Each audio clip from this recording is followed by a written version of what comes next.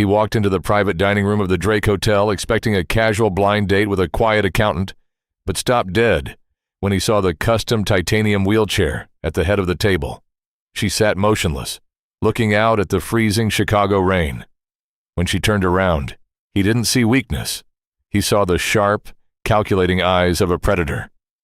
Then she slid a manila folder across the mahogany wood, leaned forward, and uttered a single sentence about his late wife's accident that brought the struggling single father to his knees. The rain slanting across East Walton Place had the biting, metallic chill typical of early November in Chicago. Christopher Bennett pulled the collar of his damp trench coat tighter around his neck, checking the reflection of his worn leather dress shoes in the glass doors of the Drake Hotel. At 36, Chris looked like a man who spent his life holding up collapsing walls.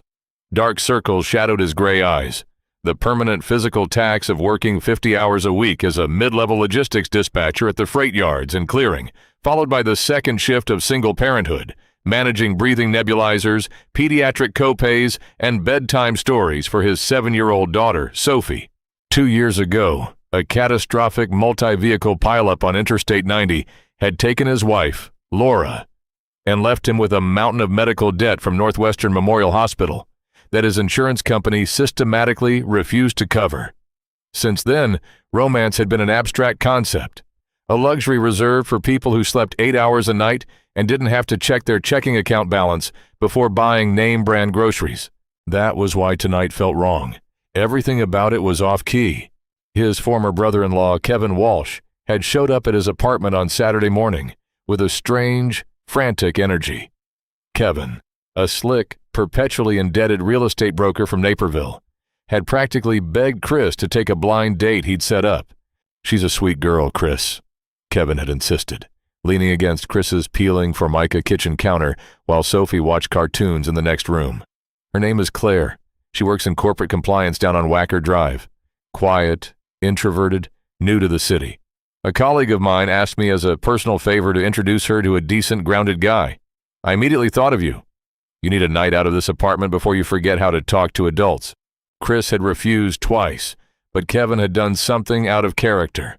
He had handed over $400 in crisp 50s, insisting it was to cover a high-end babysitter for Sophie and a decent steak dinner. That cash alone set off internal alarms. Kevin had never paid for his own drinks at a neighborhood pub, let alone sponsored someone else's evening at a historic Gold Coast luxury hotel. Yet the pressure of his overdue gas bill and the sheer weight of loneliness finally broke his resistance. Now, standing inside the gilded, quiet warmth of the Drake's lobby, surrounded by chandeliers and the faint scent of lilies and polished oak, Chris felt profoundly out of place. He approached the host at the entrance of the cock door, mentioning the reservation under the name Claire Kensington. The host's professional smile flickered into immediate, rigid deference. "Of course, Mr. Bennett. Miss Kensington requested the Michigan suite. Follow me, please." They bypassed the bustling main dining room entirely. Walking down a carpeted corridor lined with historical photographs of visiting royalty and heads of state. The host unlocked a double set of heavy mahogany doors at the far end of the hall, pushed them open, and stepped aside without saying a word. Chris stepped inside. The room was expansive, lit by soft wall sconces and dominated by a long, polished dining table set for two. Floor-to-ceiling windows framed the dark, rain-streaked view of Oak Street Beach. But it wasn't the opulence of the room that halted him mid-stride. At the far end of the table sat a woman looking out toward the lake. As the heavy doors clicked shut behind him, she pivoted toward him. She wasn't sitting in one of the hotel's velvet-upholstered dining chairs. She was seated in a matte black, ultra-lightweight custom carbon fiber and titanium rigid wheelchair. Her legs, draped in a tailored charcoal wool trousers, were perfectly aligned on the anodized footrest. She looked to be in her early 30s, with sharp, striking features framed by dark hair cut into a clean, precise bob. Her posture was immaculately straight, the rigid core alignment of someone who spent hours each day in physical therapy. Chris stood frozen just inside the doorway. His mind raced through every word Kevin had said over the weekend. Quiet accountant, new to the city, corporate compliance. Kevin hadn't mentioned a wheelchair. More importantly, Kevin hadn't mentioned that renting a private suite at the Drake on a Saturday evening cost more than Chris's monthly salary. "You're late, Mr. Bennett," she said. Her voice was steady, resonant, and entirely devoid of the nervous flutter associated with a blind date. It sounded like a voice used to cutting through boardroom chatter. "I apologize," Chris said, recovering his footing and stepping forward into the soft light of the room. The traffic on Lakeshore Drive was backed up due to the rain.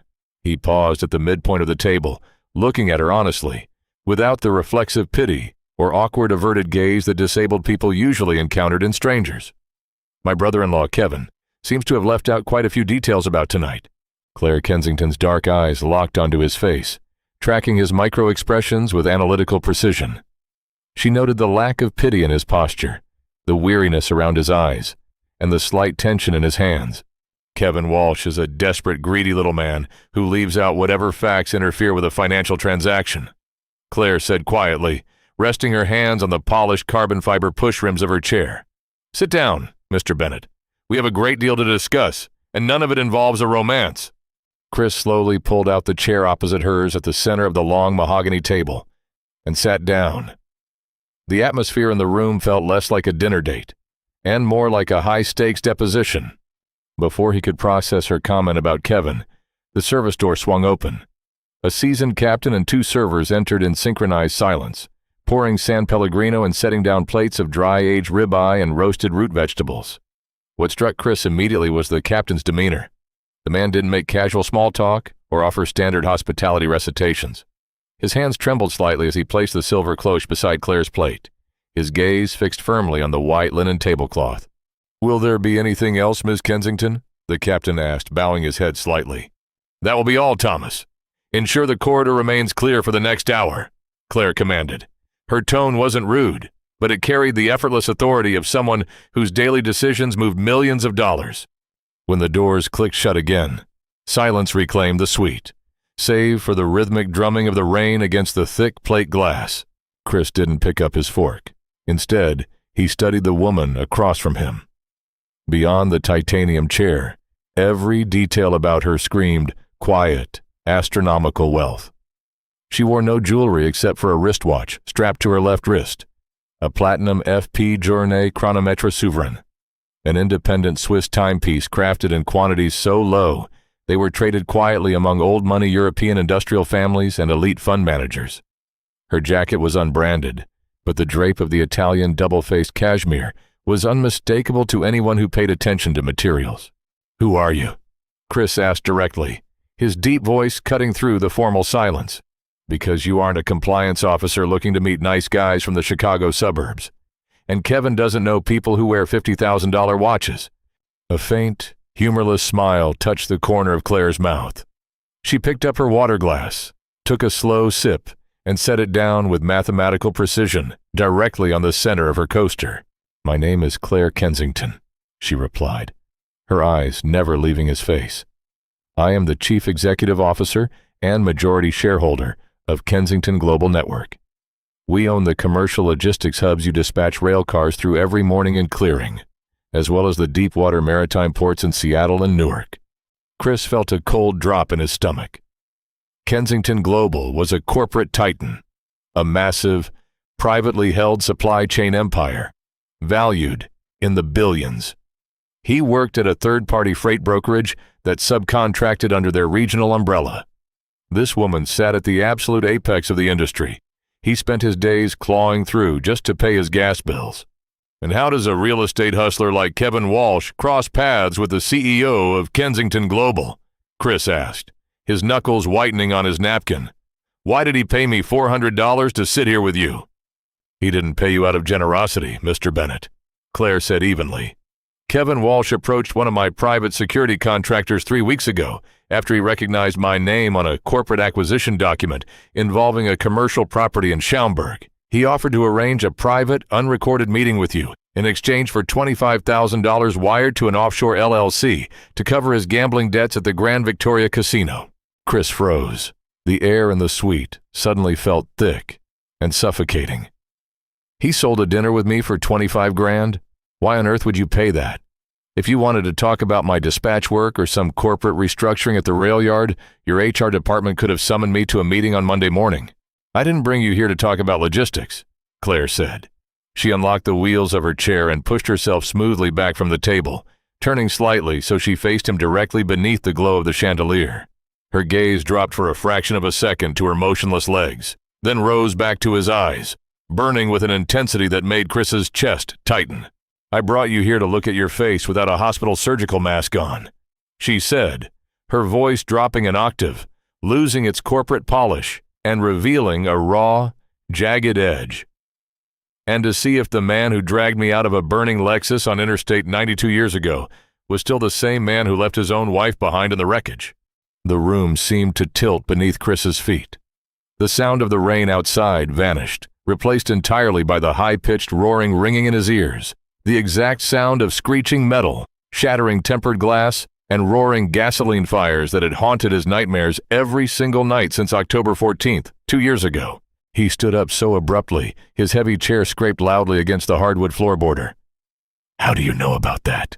he whispered, his voice shaking with a volatile mixture of grief and sudden terror.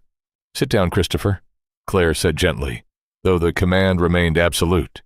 She reached into the side pocket of her wheelchair's frame, withdrew a thick, sealed leather folder, and placed it onto the dining table. "Please, just listen to me." Slowly, Chris lowered himself back into the chair, his heart hammering against his ribs like a trapped bird.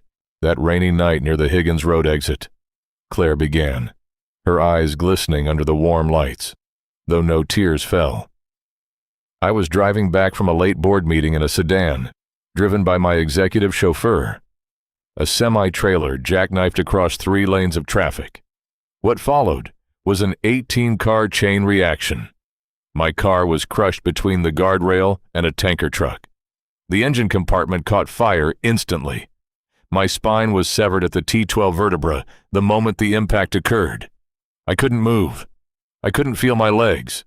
The smoke was filling the cabin, and my driver was already gone." She leaned forward, her knuckles white against the edge of the mahogany table. People were running away from the fire. Hundreds of motorists were standing on the shoulder, holding up cell phones, recording the flames. Only one person ran toward the wreckage. A man in a torn coat with blood streaming down his forehead from his own collision. Chris closed his eyes. The memory hit him with physical force. The suffocating stench of burning transmission fluid, the searing heat against his face, the frantic, desperate adrenaline pumping through his veins as he forced open the twisted door of a black luxury sedan. "You pulled me out," Claire said softly. "You dragged me 30 yards away onto the wet grass of the median. You wrapped your coat around my shoulders, told me I was going to live, and then you turned around and ran straight back toward the inferno." "My wife was still trapped," Chris choked out, tears finally breaking over his lower lids, his voice cracking into a raw sob. "Laura was in our Honda. The door was jammed against the concrete divider. God knows I tried to bend the frame back with my bare hands, but the fuel tank ignited before I could get her out. Fire rescue pulled me away while I was screaming her name. When I woke up in the trauma unit at Northwestern 3 days later, the police told me the woman I'd pulled from the sedan had been airlifted out by a private medical helicopter before the state troopers took names. I never knew who you were." "I spent 14 months in acute rehabilitation in Geneva, Switzerland," Claire explained, her voice steadying as she regained her composure. "Learning how to live in this chair, learning how to navigate a world that looks at you entirely differently once you can no longer stand up and walk into a boardroom. But the entire time I was recovering, my internal investigative team was tracking down the man who saved my life. It took us 18 months to navigate the sealed accident reports and emergency dispatch logs to identify you. So why this?" Chris gestured helplessly around the luxurious suite, wiping his face with the back of his sleeve. "Why a fake date? Why pay Kevin $25,000 just to thank me?" Claire reached out and laid her hand on top of the leather folder. The atmosphere in the room shifted instantly from emotional reflection to chilling, analytical coldness. "Because I didn't bring you here to thank you, Christopher," she said, tapping the leather cover with her index finger. "I brought you here to show you what my investigators discovered when they reconstructed the wreckage of that night." Chris stared at the folder. "What do you mean?" "The 18-car pileup wasn't caused by a sleeping truck driver or slick pavement," Claire said, her eyes narrowing into slits of pure ice. 2 weeks before the accident, my company had initiated a forensic audit into a real estate holding firm that was embezzling millions from our Midwestern supply chain expansion. The man running that shell company knew he was about to be indicted by the federal prosecutor's office. She pushed the leather folder across the polished wood until it touched Chris's plate. "Open it," she commanded softly. With trembling fingers, Chris flipped open the heavy leather cover.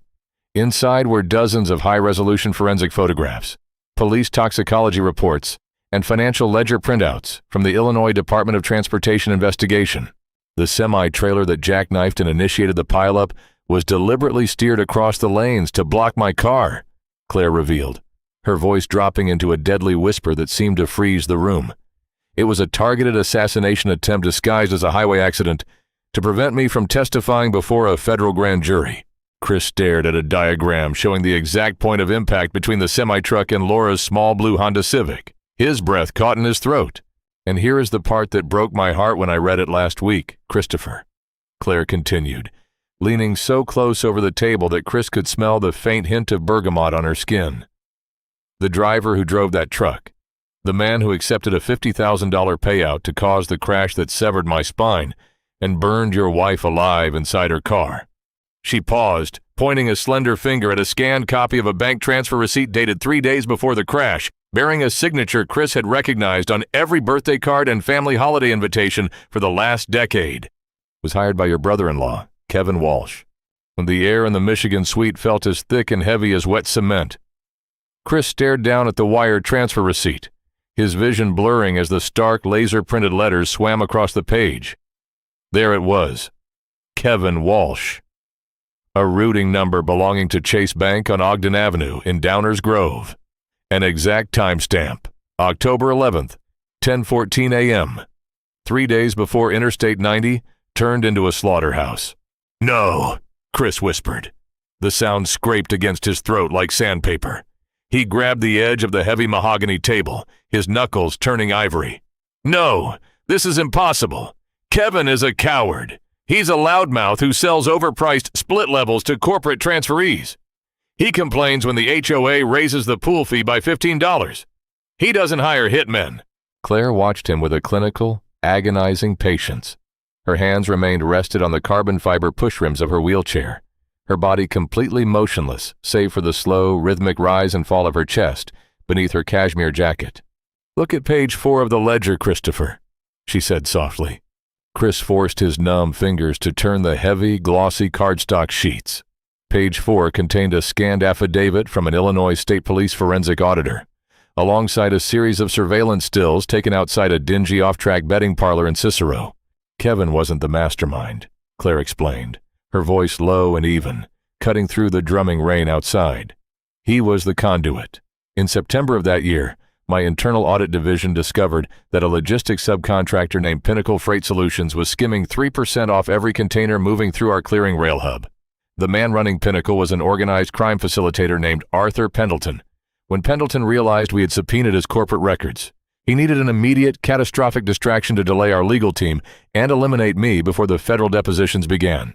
She leaned forward, pointing a slender finger at a photo of Kevin standing in a dimly lit alleyway, sweating through a cheap polyester suit while shaking hands with a man in a leather jacket. "Pendleton held over $140,000 of your brother-in-law's gambling markers," Claire continued. "Kevin owed money to people who don't send collection letters through the mail. Pendleton offered to wipe the debt entirely, plus a $50,000 cash bonus, if Kevin found a commercial driver with a clean record and a terminal cancer diagnosis who was willing to jackknife a 20-ton Kenworth rig across 3 lanes of slick asphalt." Chris felt his stomach violently heave. He pushed his chair back, stumbling toward the floor-to-ceiling windows overlooking the pitch-black expanse of Lake Michigan. He pressed his forehead against the cold, rain-chilled glass, struggling to pull air into his burning lungs. Every memory from the past 24 months twisted into something grotesque and poisonous. He remembered Kevin sitting at his cramped kitchen table 3 weeks after the funeral, crying into a glass of bourbon while Chris held him.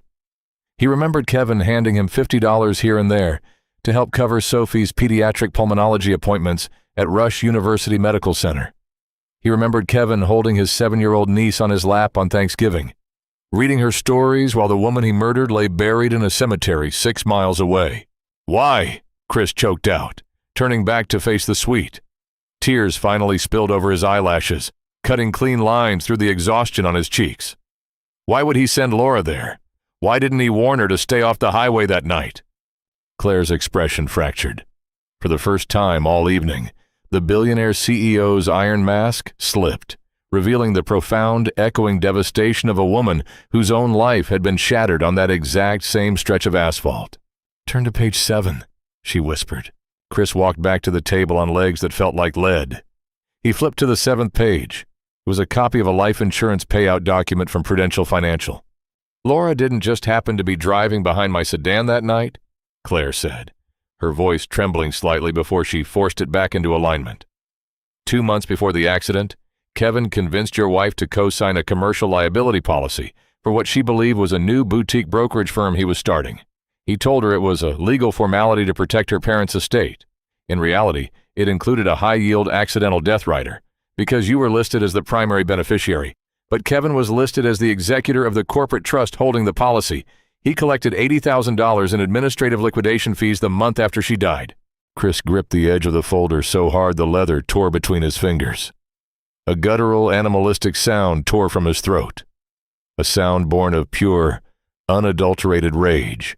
"He routed her there," Chris realized, his voice dropping to a terrifying, dead calm. "Laura called me at the freight yard at 6 o'clock that evening. She said Kevin had called her crying, claiming his car had broken down near the Rosemont exit, and he needed her to pick him up immediately." "Yes," Claire said softly. "He needed her car in that cluster of traffic to ensure the collision looked like a random, chaotic pileup. And he used the tragic death of his own sister to wash his hands clean of his gambling debts." By 9 o'clock, the storm over Chicago had escalated into a driving, freezing downpour. Inside the underground valet garage of the Drake, the air smelled of exhaust fumes and wet concrete.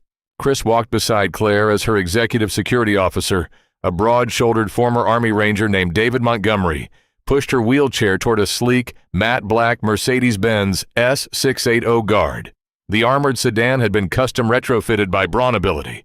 Its rear door slid open electronically, deploying a precision-engineered carbon fiber lift ramp that descended flush with the garage floor. "Get in, Christopher," Claire said, locking her wheels as David secured her into the vehicle's integrated docking station. "I am taking you home."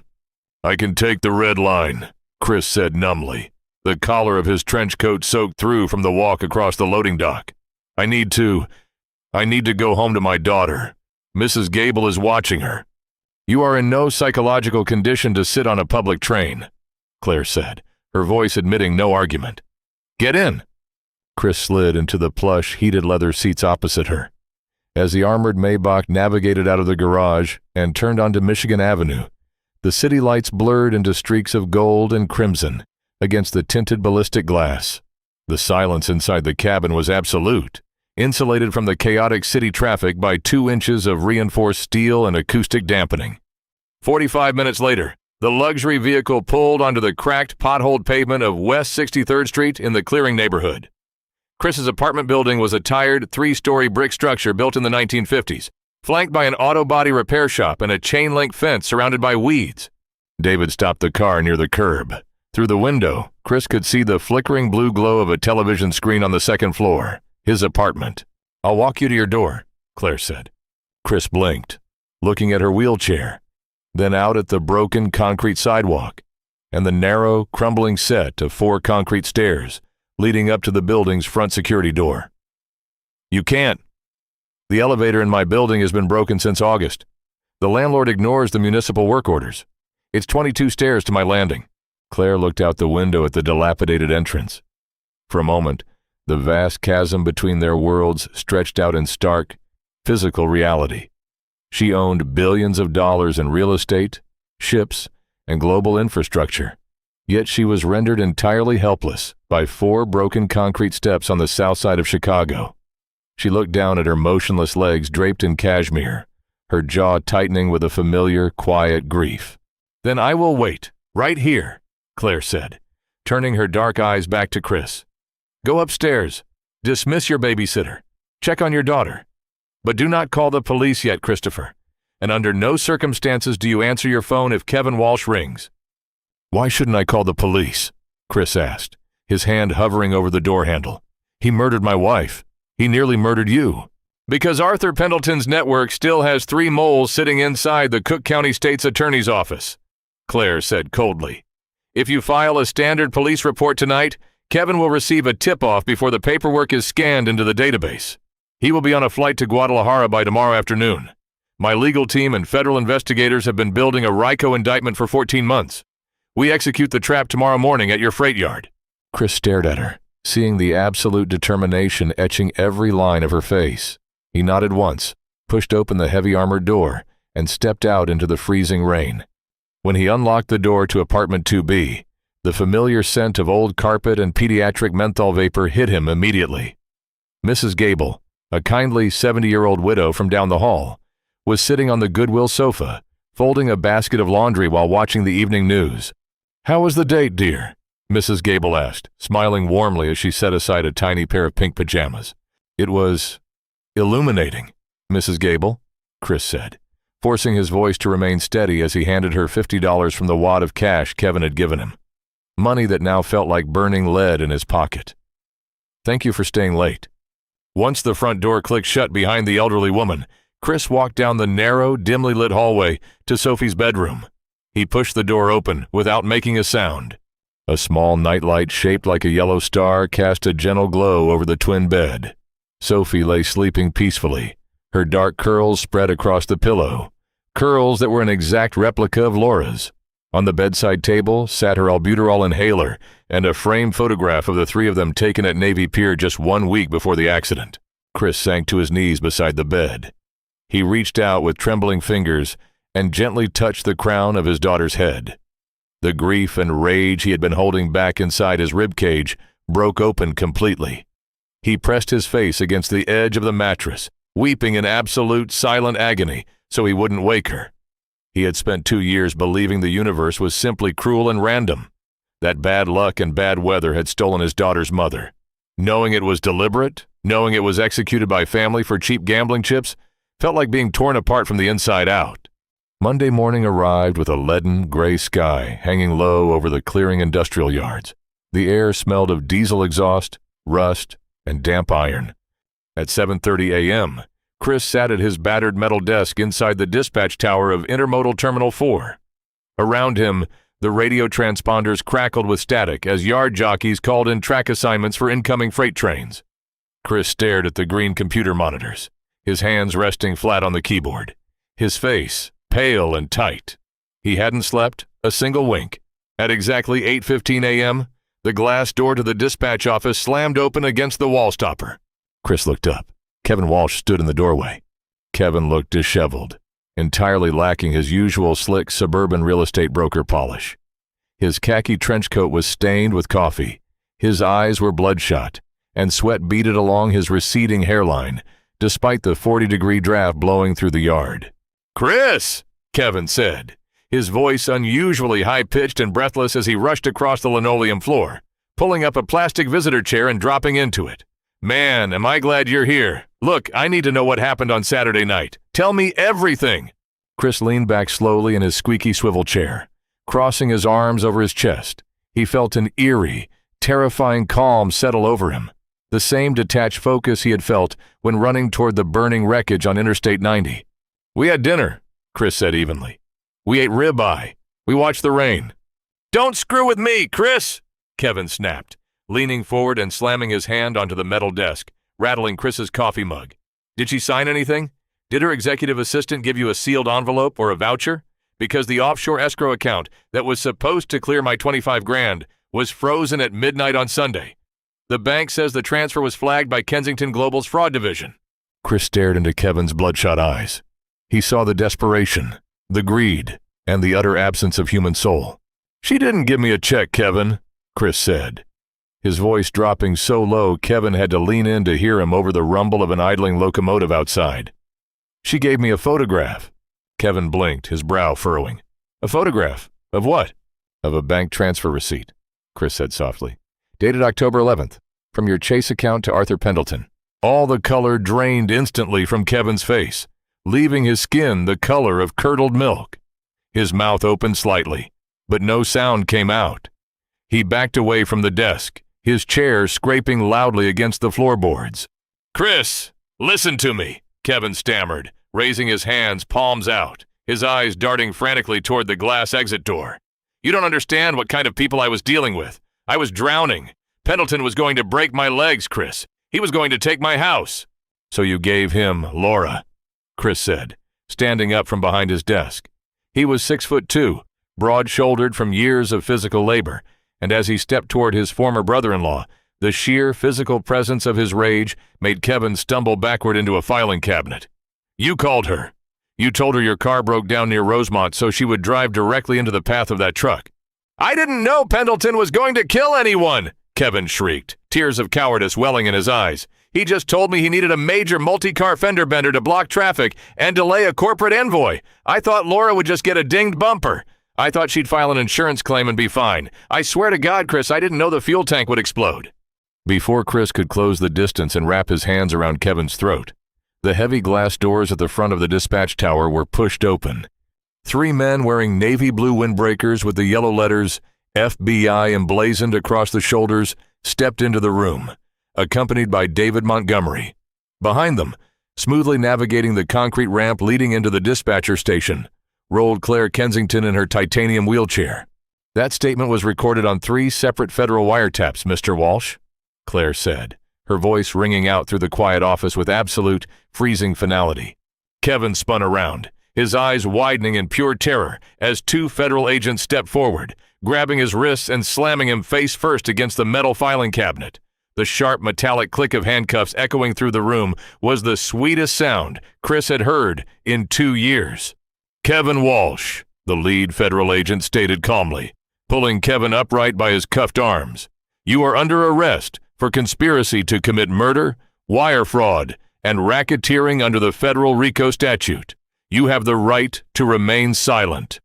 As the agents dragged the sobbing, protesting real estate broker out through the glass doors toward a black federal SUV idling on the gravel driveway, silence returned to the dispatch office.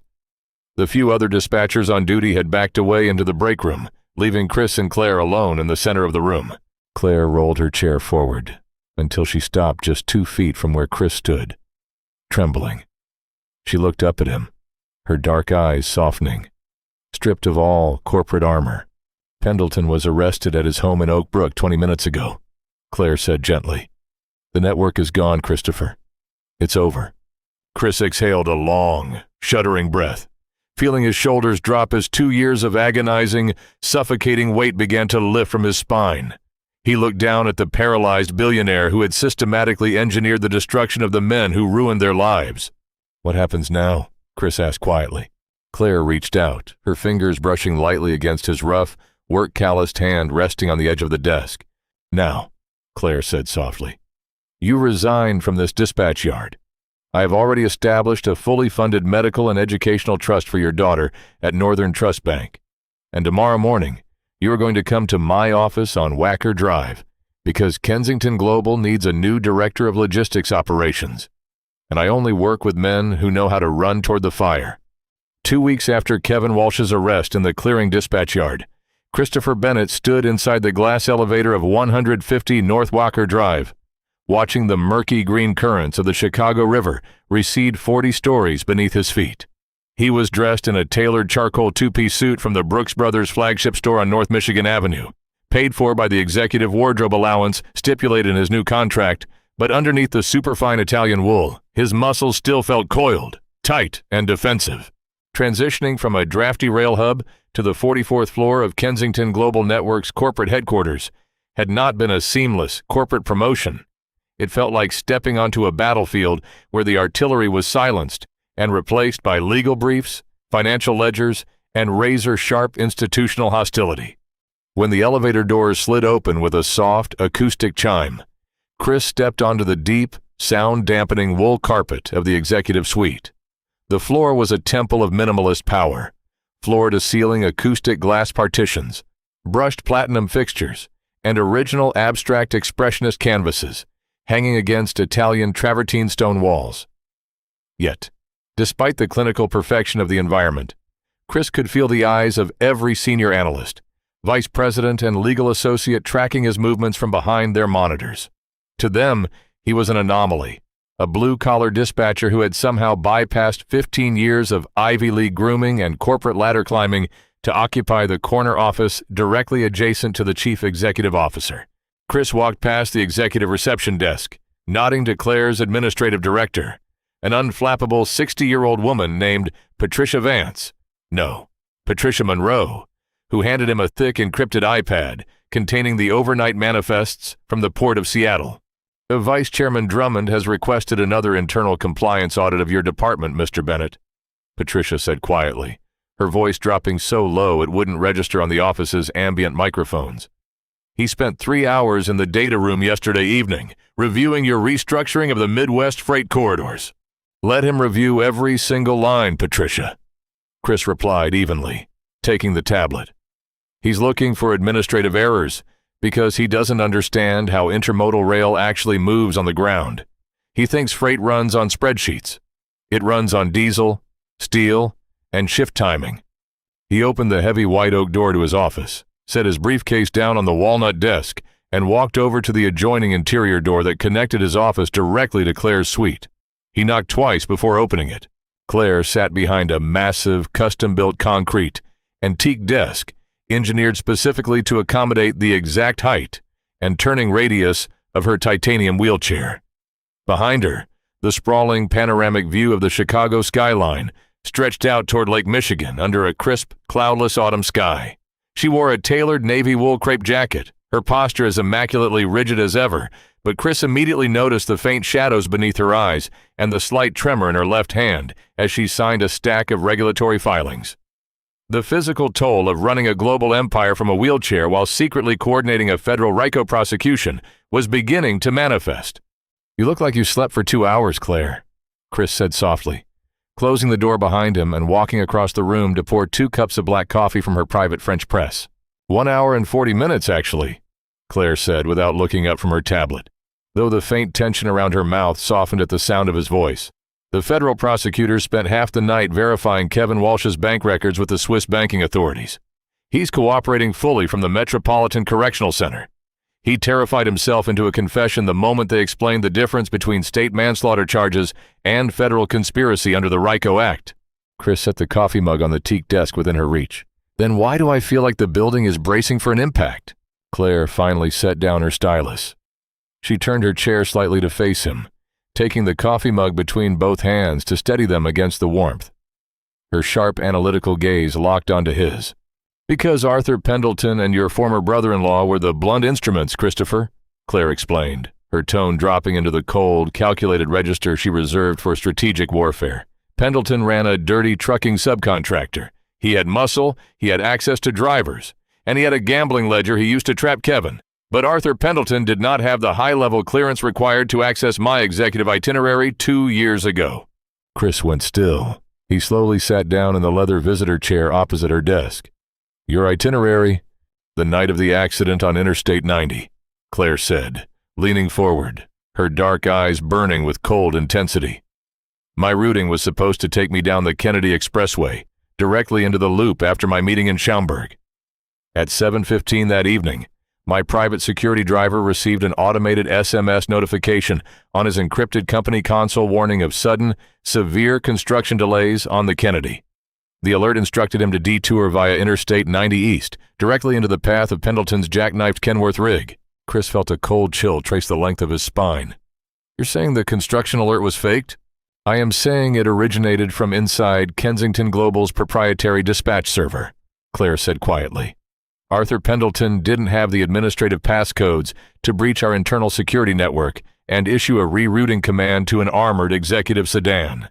Someone on the executive floor, someone with level 5 administrative clearance, sent that alert to ensure my car was on that specific stretch of highway at the exact moment Kevin Walsh positioned Laura's vehicle to create the traffic bottleneck." "Who had that clearance?" Chris asked, his fists clenching involuntarily on his knees. 2 years ago, exactly 4 people had level 5 override capability," Claire said, counting them off on her slender fingers. "My chief legal officer, who died of a stroke 7 months ago. My chief information officer, whom I personally cleared after a 4-month external cybersecurity audit. Myself. She paused, taking a slow sip of her coffee. And the vice chairman of the board of directors, Peter Drummond. The name hung in the air like a drop of poison. Peter Drummond was a 62-year-old corporate patrician, a man born into old-money Chicago wealth who had served on the board of Kensington Global since Claire's father had run the company in the 90s. He viewed Claire's ascension to CEO 5 years ago as an insult to traditional corporate hierarchy, and her subsequent paralysis as a fatal corporate liability. If Drummond was the internal mole who orchestrated the crash, Chris reasoned, his logistics-trained mind rapidly assembling the pieces, why hasn't he tried again over the past 24 months? Why let you return from rehabilitation in Switzerland and resume command? Because he didn't need to kill me anymore once I was confined to this chair, Claire said bitterly, slapping the carbon fiber armrest of her wheelchair with her open palm. He assumed my physical disability would break my psychological resilience.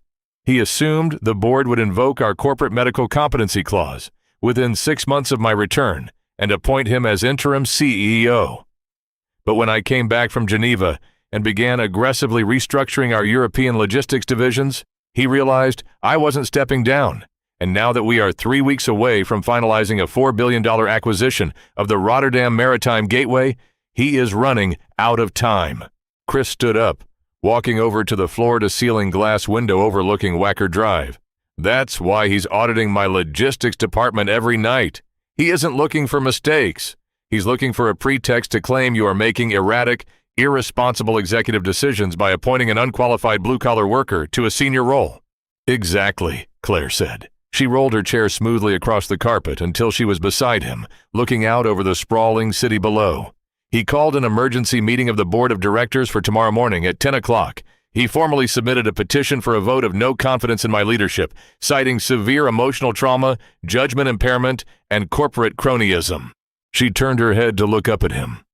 I need you to dig into the internal freight manifests from the Port of Newark over the last 48 hours, Christopher. Use your eyes. The eyes of a man who actually knows how cargo moves. If Peter Drummond is preparing to launch a corporate coup tomorrow morning, he will have moved financial capital through our supply chain to secure his board votes. Find the discrepancy before the gavel falls. By 9:45 the following morning, the atmosphere on the 48th floor of the Kensington Tower was charged with static electricity. Outside, a thick, slate-gray storm system had rolled in from Lake Michigan, casting the sprawling boardroom in a dramatic, diffuse light that glinted off the 30-foot customized walnut conference table. Seated around the table were 12 members of Kensington Global's board of directors, men and women in bespoke suits whose collective net worth exceeded the GDP of several small nations. At the far end of the room sat Vice Chairman Peter Drummond, with silver hair combed back with immaculate precision, a tailored Savile Row suit, and a Patek Philippe Calatrava resting on his cuff. Drummond exuded the effortless, predatory confidence of a man who believed the room belonged to him by divine right. At exactly 10 o'clock, the double oak doors swung open. Claire Kensington entered the boardroom, her custom titanium wheelchair gliding effortlessly over the low-pile carpet. Pushed not by her security officer, but walking directly beside her, was Christopher Bennett. Chris held a single leather-bound portfolio under his arm.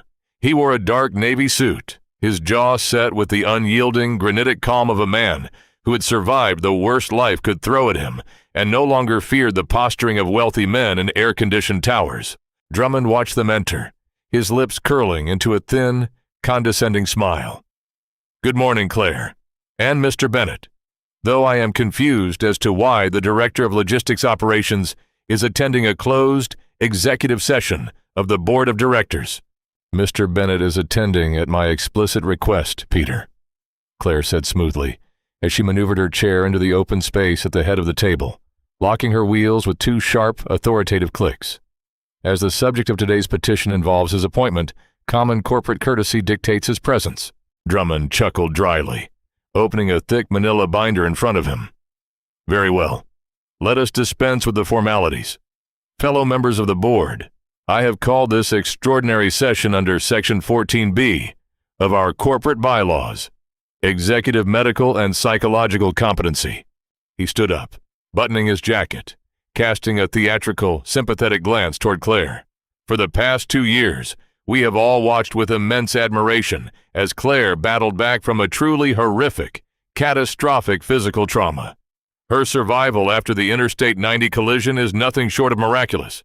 However, admiration cannot blind us to our fiduciary duty to our shareholders. Drummond gestured toward Chris. Over the past 6 months, Claire's decision-making has grown increasingly erratic, paranoid, and detached from traditional corporate governance. 2 weeks ago, she unilaterally terminated 4 senior vice presidents in our intermodal division and replaced them with Christopher Bennett, a mid-level freight dispatcher with 0 corporate management experience, 0 advanced degrees, and whose only qualification appears to be a shared personal involvement in the tragic accident that claimed his wife and injured our CEO. Murmurs rippled down the long walnut table. Several board members shifted uncomfortably, avoiding Claire's eyes. This is not just corporate cronyism, Drummond continued, raising his voice to fill the acoustic space. It is the action of a traumatized, psychologically compromised executive who is using our $4 billion enterprise as a personal coping mechanism. With the Rotterdam acquisition closing in 20 days, we cannot afford erratic leadership at the helm. I move that we immediately suspend Claire Kensington's executive powers, pending an independent medical evaluation, and appoint myself as interim chief executive officer. A heavy, suffocating silence settled over the boardroom. Claire did not flinch. She did not raise her voice. She simply folded her hands over the carbon fiber lap guard of her wheelchair and looked directly down the length of the table at Drummond. "Are you finished, Peter?" she asked quietly. Drummond frowned, slightly unsettled by her complete lack of defensiveness. "I have submitted the formal motion to the corporate secretary, Claire. The board will vote." "Before the board votes on my psychological competency," Claire said, her voice dropping an octave, carrying the razor-sharp resonance of cracked glass, "I would like my director of logistics operations to present the findings of his overnight audit regarding our Newark container terminals." She nodded slightly to Chris. Chris stepped forward, placing the leather portfolio onto the center of the walnut table and flipping it open. He didn't use PowerPoint slides or corporate buzzwords. He spoke with the raw, undeniable authority of someone who understood the physical reality of the machines they owned. "When I took over the intermodal logistics desk 14 days ago," Chris began, his deep voice carrying effortlessly across the room, "Vice Chairman Drummond ordered a complete audit of my freight schedules, assuming I would make an administrative error. Instead, I audited his." Chris pulled out 3 oversized, high-resolution manifest sheets and slid them down the polished table toward the board members. 3 days ago, a cargo ship named the MV Atlantic Voyager docked at our deepwater terminal in Newark, Chris stated. According to the automated digital logs signed off by Vice Chairman Drummond's private executive office, 24 shipping containers unloaded from that vessel were classified as high-priority agricultural machinery, destined for a distribution hub in Joliet, Illinois. Drummond's face tightened perceptibly. "What does routine container routing have to do with this board meeting, Bennett? This is desperate, irrelevant nonsense." "It isn't nonsense when you check the actual rail weights," Chris countered immediately, his eyes locking onto Drummond like a vice. "Agricultural machinery averages 14,000 pounds per 20-foot container. The weigh station sensors on our clearing rail siding clocked those 24 containers at less than 1,200 pounds each. They were completely empty." Chris leaned over the table, pressing his index finger against a highlighted transaction ledger. Why would the vice chairman of Kensington Global manually override safety inspections to move 24 empty shipping containers across 3 state lines under false customs classifications? "This is an administrative glitch in the automated weigh scales," Drummond snapped, his voice rising, a bead of sweat breaking out on his forehead. "I will not be interrogated by a freight yard jockey." "It wasn't a glitch, Peter," Claire said, unlocking her wheels and pushing herself smoothly along the side of the table until she was just 6 feet away from him. "Because those containers weren't just empty. They were the dummy tracking markers used by an offshore shell company called Apex Maritime Holding." She reached into her jacket pocket and withdrew a small, sleek digital audio drive, setting it on the table with a hard, metallic clack. "At 6 o'clock this morning," Claire said, her voice ringing with absolute, freezing finality, Special Agent Robert Donovan of the Federal Bureau of Investigation executed a search warrant on the servers of Apex Maritime Holding in Wilmington, Delaware, Do you know what they found, Peter? Drummond took a half step backward, his hands trembling as he gripped the edge of the chair behind him. They found the exact digital trail of $240,000 wired from your personal Swiss trust account to Arthur Pendleton 3 weeks before the crash on Interstate 90, Claire revealed, every word falling like an executioner's axe. And worse yet, they recovered the encrypted server logs showing that your personal terminal inside this exact building transmitted the fake construction alert to my chauffeur's console at 7:14 p.m. on October 14th. The boardroom erupted into chaos. 2 older board members leaped to their feet in shock. Another knocked over a crystal water glass, sending water pooling across the walnut wood. You routed me onto that highway, Peter, Claire said, her eyes blazing with 2 years of suppressed, agonizing rage. You knew Arthur Pendleton needed a catastrophic distraction to kill our internal audit, and you used his assassination attempt to try and clear your own path to the CEO chair. You severed my spine, and you burned Christopher's wife alive inside her car. Drummond lunged toward the heavy oak exit doors, his sophisticated veneer completely shattering into blind, animalistic panic. This is a fabrication. My lawyers will strip this company to the studs. He threw open the double doors.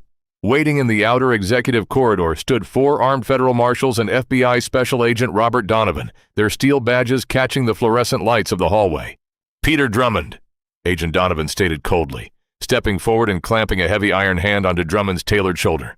You are under arrest for federal wire fraud, interstate racketeering, and conspiracy to commit murder under the RICO statute. Put your hands behind your back. As the cuffs clicked shut around Drummond's wrist with a hollow, metallic snap, the disgraced vice chairman was dragged out of the executive suite, his frantic curses echoing down the marble hallway until the elevator doors slid shut. Inside the boardroom, absolute, breathless silence reigned. Claire slowly turned her wheelchair round to face the remaining 11 board members. Her posture was magnificent, an unbreakable pillar of iron and steel. The motion for a vote of no confidence is dismissed, Claire said quietly, her voice brooking zero opposition.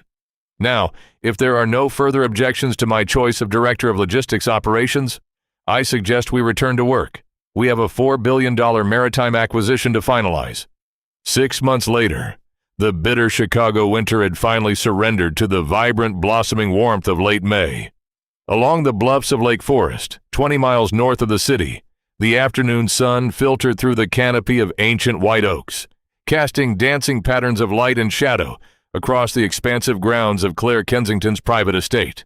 The residence was a masterpiece of accessible modern architecture, a sprawling single-story structure built from native limestone, floor-to-ceiling glass, and warm Brazilian cedar.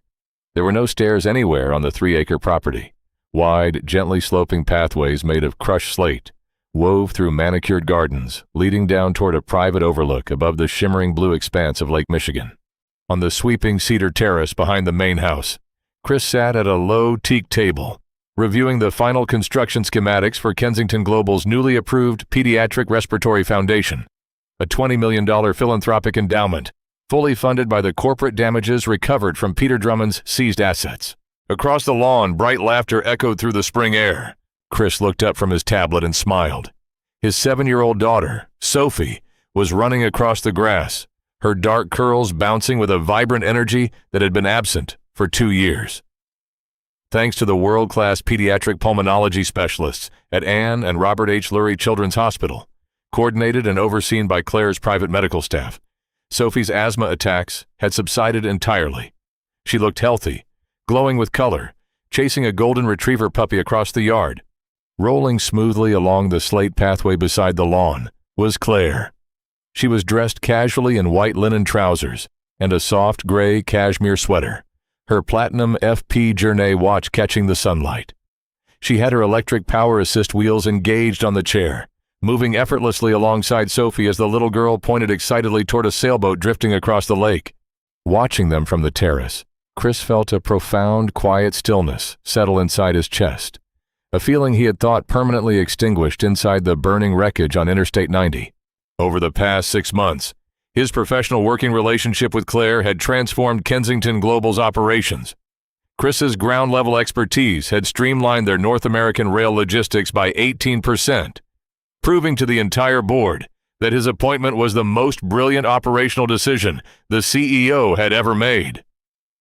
But outside the glass walls of 150 North Walker Drive, something far more delicate and deeply rooted had taken shape between them. They had not rushed into a traditional romance. Both of them carried scars too deep and complex for casual sentimentality. Instead, they had built in profound, unbreakable partnership, forged in survival, mutual grief, and absolute trust. Claire had become a permanent, grounding fixture in Sophie's life, the brilliant, protective figure who never tried to replace Laura, but who provided the unconditional security and stability the little girl had lost. And for Claire, Chris and Sophie had broken through the isolating, sterile walls of her corporate fortress, giving her something real and living to hold on to at the end of every exhausting day.